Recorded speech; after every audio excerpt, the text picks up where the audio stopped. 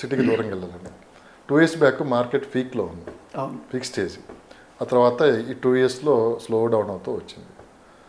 ఇప్పుడు ప్రభుత్వం కూడా కొన్ని అప్రూవల్స్ తీసుకొని వచ్చింది. సో నెక్స్ట్ ఏంటంటే 1.5 year గవర్నమెంట్ కూడా వచ్చి దాన్ని సెట్ అయ్యి ఇదంతా ఉంది. ఇంకా జరగబోయే 3 years ఉంది కదా, ఇక్కడ నుంచి వర్క్ స్టార్ట్ అవ్వబోతున్నాయి. ఓకేనా, అలాంటి పీక్ స్టేజ్ మనం ఈ 3 సంవత్సరాల్లో చూడబోతున్నాం చూడొచ్చు వినిపిస్తున్న మాట. డెఫినెట్గా ఎందుకంటే మొత్తం మీద మార్కెట్ గేమ్ చేంజర్ ఎట్లా అంటే ఇప్పుడు మన 4th city and triple R. ఓకేనా, ఇదే చేంజ్ అయిపోతుంది మొత్తం. వన్స్ ఇక్కడికైనా వర్క్ స్టార్ట్ చేశారంటే మటుకు ఒక్కసారి మార్కెట్ పెరిగిన తర్వాత ఇప్పుడున్న ప్రైజెస్ ఆ రోజు ఉండకపోవచ్చు. అవును అని వినిపిస్తున్నమాట. 100% అండి. ఇప్పుడున్న ప్రైసెస్ డెఫినెట్గా ఉండదు. ఎందుకంటే సింపుల్ మీకు లాజిక్ చెప్తాను. మొన్నటి వరకు DTCP లిమిట్స్ ఉండే RRR వరకు, ఇవాళ HMDA అయింది. HMDA అయిన తర్వాత HMDA ఫీజులు, HMDA డెవలప్మెంట్ ఛార్జెస్ వేరే ఉంటాయి కదా. సో అప్పుడు ప్రైస్ ఇప్పుడున్న DTCPతో HMDA కంపేర్ చేస్తే ఒక 1000 నుంచి 2000 రూపాయలు మినిమం 2000 డిఫరెన్స్ అయితే ఉంటుంది. HMDA DTCPకి మినిమం తక్కువ 2000 డిఫరెన్స్ అయితే ఉంటుంది. ఆ 2000 ఇక్కడ పెరిగినట్టే కదా మనకు, ఆ 2000 ప్రాఫిటబుల్ కదా మనకు, పెరిగినట్టే కదా.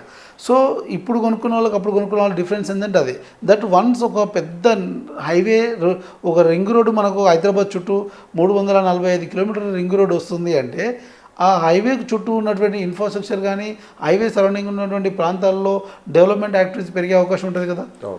గవర్నమెంట్ ప్రతి ఒక హైవే జంక్షన్లో శాటిలైట్ టౌన్షిప్ నిర్మించాలనే కాన్సెప్ట్తో ఉన్నది. సో ఆ శాటిలైట్ టౌన్షిప్ ఎక్కడ వస్తుంది? National highway connectivity, national highway junction ఉన్న ప్రాంతంలో వచ్చే అవకాశం ఉంది. ఎందుకంటే అక్కడే స్పెషల్ ఎకనామిక్ జోన్స్ ఇస్తున్నారు కాబట్టి. సో ఆ ప్రాంతంలో మీరు ఇన్వెస్ట్ చేస్తున్నారనుకోండి, same time special economic zone investments మీకు యూసేజ్ అవుతుంది, సేమ్ శాటిలైట్ టౌన్షిప్స్ పెరుగుతాయి, అక్కడ ఉన్నటువంటి ఎగ్జిస్టింగ్ అర్బనైజేషన్ పెరుగుతుంది. కాబట్టి ఇదంతా కూడా మీకు అడ్వాంటేజ్ అవుతుంది కదా. మీరు పెట్టినటువంటి ఇన్వెస్ట్మెంట్ పెరగడానికి స్కోప్ ఉంది కదా. సో దూరంగా ఎందుకు ఇన్వెస్ట్ చేయాలంటున్నాం? మన దగ్గర తక్కువ బడ్జెట్ ఉన్నప్పుడు రీజనల్ రింగ్ రోడ్ దానికి ఎందుకు పోమంటున్నాం అంటే ఎగ్జిస్టింగ్ టౌన్స్ ఉంటాయి, అక్కడ ఎగ్జిస్టింగ్ ఎంప్లాయ్మెంట్ ఉంటుంది, ఎగ్జిస్టింగ్ సెడ్జెస్ ఉన్నాయి, అప్కమింగ్ సెడ్జెస్ ఆ ప్రాంతంలో రాబోతున్నాయి. నేషనల్ హైవేకు రీజనల్ రింగ్ రోడ్ కనెక్టివిటీ దగ్గర ఉన్నటువంటి సెడ్జెస్ దగ్గర ఇన్వెస్ట్ చేయడం వల్ల ఇంత అడ్వాంటేజ్ ఉంటుంది. మన దగ్గర బడ్జెట్ లేదు, తక్కువ బడ్జెట్ ఉన్నప్పుడు అక్కడ రీజనల్ రింగ్ రోడ్ దానికి రండి. లేదు మన దగ్గర నార్మల్ బడ్జెట్ 17 నుంచి 20,000 వరకు పెడతామంటే కొంచెం ముందుకు వచ్చేయండి, ఎగ్జిస్టింగ్ టౌన్స్ పెరిగిన అక్కడ ఇన్వెస్ట్ చేయండి, అక్కడ బాగానే ఉంటుంది. లేదు ఇంకా బడ్జెట్ మన దగ్గర సఫిషియెంట్ బడ్జెట్ అనుకున్నప్పుడు అవుటర్ రింగ్ రోడ్ ప్రాంతంలో ఇన్వెస్ట్ చేయండి.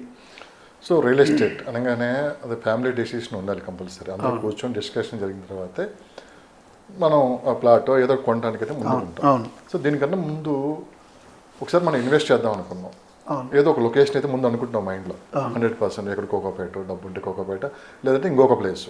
బేసిక్గా కొనే ముందే ఒక్కసారి ఫ్యామిలీ మెంబర్స్ అందరితో కలిపి ఆ ప్రాంతానికి వెళ్ళి, సో ఆ ప్రాంతంలో ఆ రోజు మొత్తం స్పెండ్ చేసి ఆ చుట్టుపక్కలంతా ఎంక్వైరీ చేసుకొని, ఓకేనా, ఆ తర్వాత కొనాలని ఆలోచన కింద ఉంటే నెక్స్ట్ స్టెప్ వేస్తే మంచి రిజల్ట్ ఉంటుంది అని చెప్పి నేను అంటున్నా. అది ఎంతవరకు దానికి నేను చెప్తా. ఇంకొకటి పడి ఏంటంటే అంతకుముందు ఏంటంటే ఎవరినో అడగాలి, ఆ లొకేషన్ ఎలా ఉంటుంది, తీసుకోవచ్చా, ఇట్లా కాకుండా మనమే వీకెండ్స్ వెళ్తూ ఉంటారు పార్టీలకనో, లేకుంటే ఆ టైం మొత్తం ఇట్లా ప్రాపర్టీ కొనాలనుకున్నాడు, దానికి ఒక టైం కేటాయిస్తే ఒకసారి కదా నేను చెప్పేది 2 times 3 times అదంతా ఆ అట్మాస్ఫియర్ అదంతా ఎలా ఉంటుంది, అక్కడ ఉంటే ఎలా ఉంటుంది, కొంటే ఎలా ఉంటుంది, ఆ లొకేషన్ ఎలా ఉంటుంది, ఫ్యూచర్ ఎలా ఉంటుంది అని ఒకసారి మనమే కానీ ఎక్స్పీరియన్స్ చేసామంటే అండి ఒక మంచి డెసిషన్ తీసుకోవచ్చు కదా నేను అంటున్నాను. మీరు అన్నది 100% కరెక్ట్. డెఫినెట్గా వాళ్ళకు ఒక ఎక్స్పోజర్ వస్తుంది.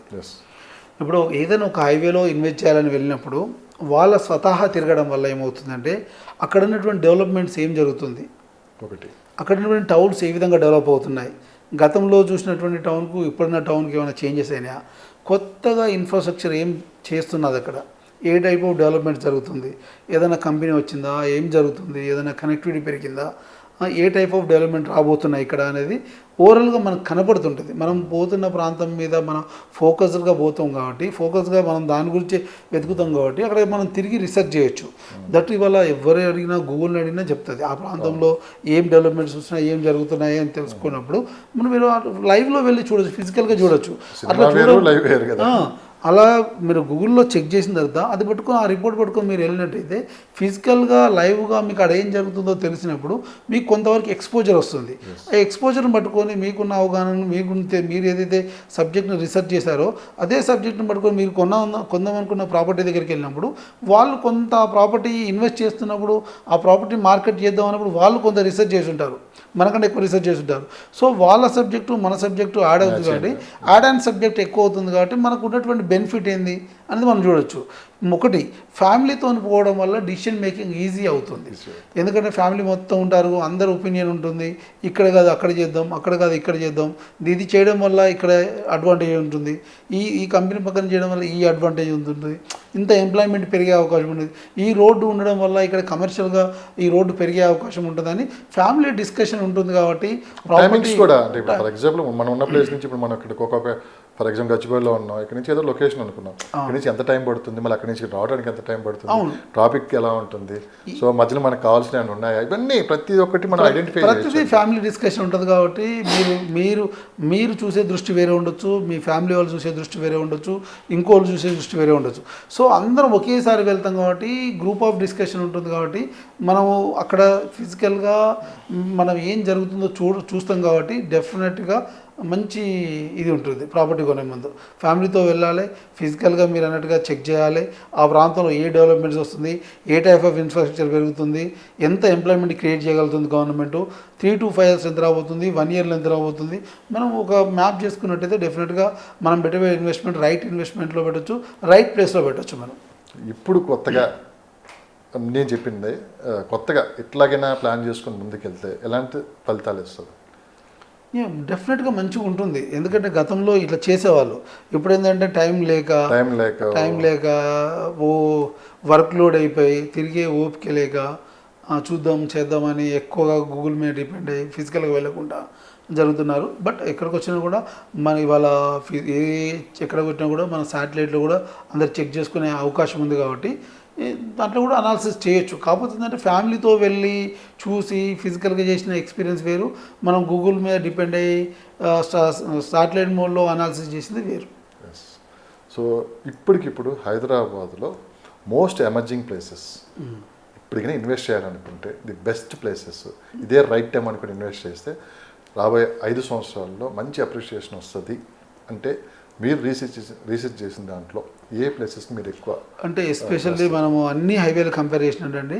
ఫర్ ఎగ్జాంపుల్ మనము ముంబై హైవే చూసాం అనుకోండి, రుద్రారము, కంది మంచి ప్లేసెస్, శంకరపల్లి, అండ్ మనము సౌత్ హైదరాబాద్ వస్తే కొత్తూరు, షాద్నగర్ మంచి ప్లేసెస్. మనం ఇటు మన్సాన్పల్లి, మహేశ్వరం అండ్ తుక్కుగూడ, కడతాల్, కందుకూర్, యాచారం, ఇబ్రహీంపట్నం. వరంగల్ హైవేకి వెళ్తే గట్కేసర్, బీబీనగర్ మంచి ప్లేసెస్. భువనగిరి వరకు చేయొచ్చు, డిస్ట్రిక్ట్ హెడ్ క్వార్టర్ అయింది. భువనగిరికి గట్కేసర్ మధ్యలో అంతా కూడా 40 kilometers ఉంటుంది. కొద్దిగా మంచి అప్రిషియేషన్ నియర్ బై హైవేకి చేసుకోవడం వల్ల అడ్వాంటేజ్ అక్కడ.